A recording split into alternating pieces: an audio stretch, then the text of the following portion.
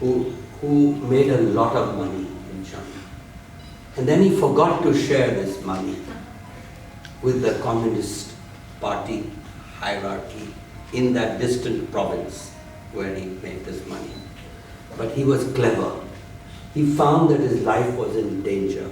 So overnight he took out $250 million, his wealth, got it out of China, and himself also escaped from that province.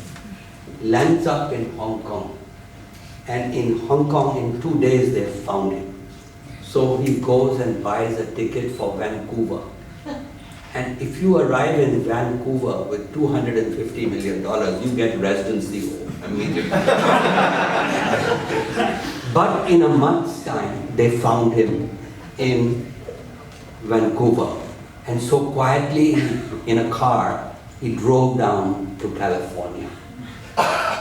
And of course, if you arrive here with that kind of money, you get a green card right away. But they found him here as well after 2 months. And now he settled, finally, he settled down in Singapore. And it is to the high level of governance of Singapore that they dare not touch him. However, he invests all his $250 million in India.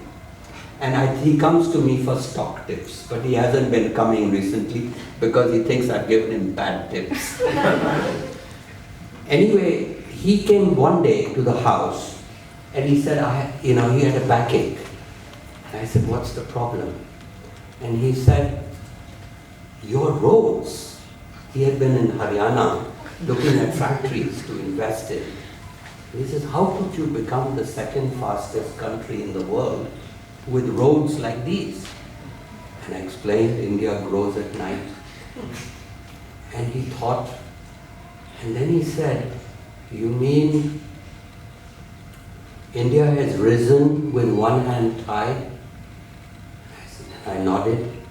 He said, the nightmare of the Chinese leadership will be, what if that second hand got untied one day? Now, the mistake we make when we talk about the competition between China and India is who will get rich first. That's not the competition. Both countries will turn middle class. Middle class China will.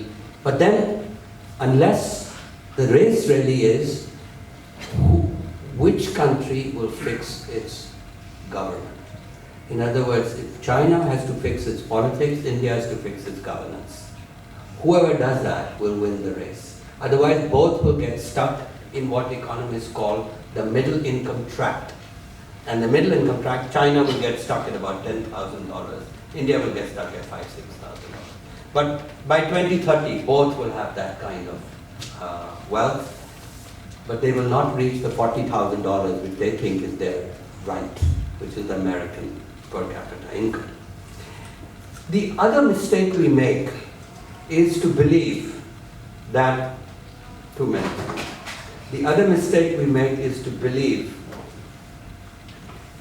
that India's state has become weak only recently.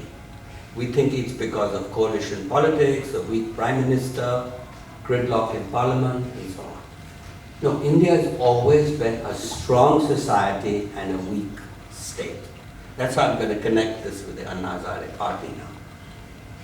The fact is that the Chinese has been defined by the state and the Indians have been defined by society. And the history of China is a history of empires, the history of India is a history of competing kingdoms. In China, the emperor gave the law and then he interpreted the law.